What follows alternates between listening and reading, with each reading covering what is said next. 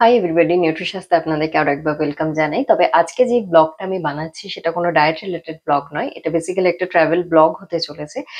Actually আমরা family সবাই মিলে একটা জায়গায় যাচ্ছি, সেটা হচ্ছে জায়গাটার নাম হচ্ছে নিউ ক্যাসল। যদি আপনারা ইংল্যান্ডের ম্যাপটা দেখেন তাহলে মোস্ট নর্থ ইস্ট সাইডে এই শহরটা রয়েছে। তো সেখানেই আমাদের যাওয়া। অ্যাকচুয়ালি আমার হাজবেন্ড অলরেডি দুদিন আগে চলে গেছে ওর একটা কাজের জন্য।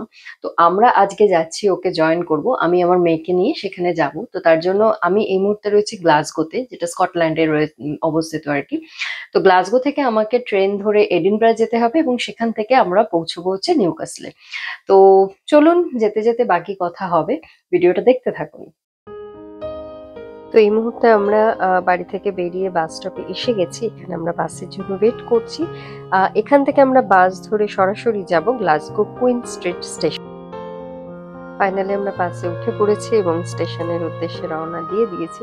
এই বাসটা ছিল ডবল ডেকার বাস, যে কারণে আমরা ওপরে বসেছি, কারণ ওপর থেকে কিন্তু ভিউটা খুব সুন্দর দেখতে পাওয়া যায়।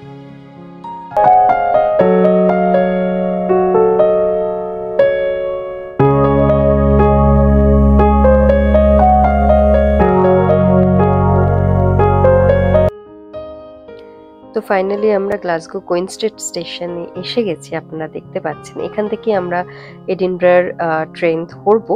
আর এই যে জায়গাটা দেখছেন, এই জায়গাটার নাম হচ্ছে জর্জ স্কোয়ার, যেটা কিন্তু গ্লাসগো শহরের অন্যতম একটা জায়গা হিসেবে বলা হয়।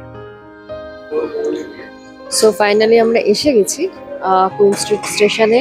এখানে আপনারা দেখতে পাচ্ছেন আমার ট্রেন রাইট টাইমে রয়েছে 11:15, এডিনবরা ওয়েভারলি।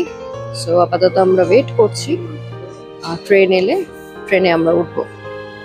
সো ফাইনালি আমরা এডিনবরা ট্রেনে উঠে পড়েছি, ট্রেন রাইট টাইমে ছেড়ে দিয়েছে। এবার সরাসরি এডিনবরা গিয়ে তারপরে আবার দেখা হচ্ছে।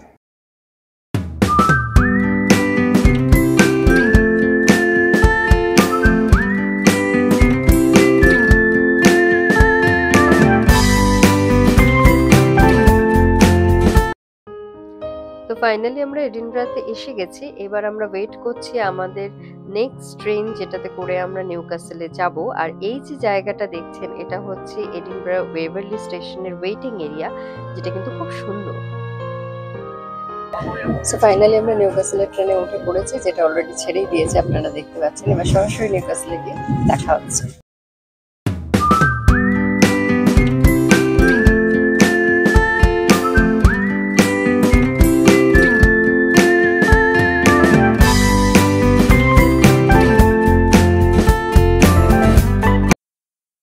তো দেখতেই পাচ্ছেন আমরা ট্রেন থেকে নেমে পড়েছি নিউ ক্যাসল স্টেশনে। এবার এখান থেকে আমরা যাব যে এয়ারবিএনবি আমাদের দুদিনের জন্য বুক করা হয়েছে, সরাসরি সেখানে।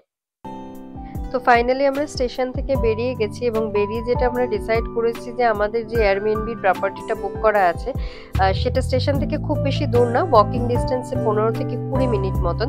তো সেই কারণে আমরা হেঁটেই আমাদের যে বাড়িটা বুক করা হয়েছে সেখানে পৌঁছবো। আমরা এয়ারবিএনবিতে এসে গেছি। তো চলুন আপনাদের একবার আমি রুমটা ট্যুর করিয়ে দিই। তো এটা হচ্ছে একটা বেডরুম। প্রপার্টিটা সত্যি খুব সুন্দর। আচ্ছা, এটা হচ্ছে ওয়াশরুম, এটা একটা সিটিং এরিয়া,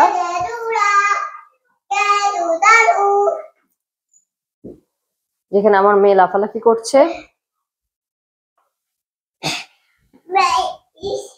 আচ্ছা, এটা হচ্ছে আরেকটা বেডরুম।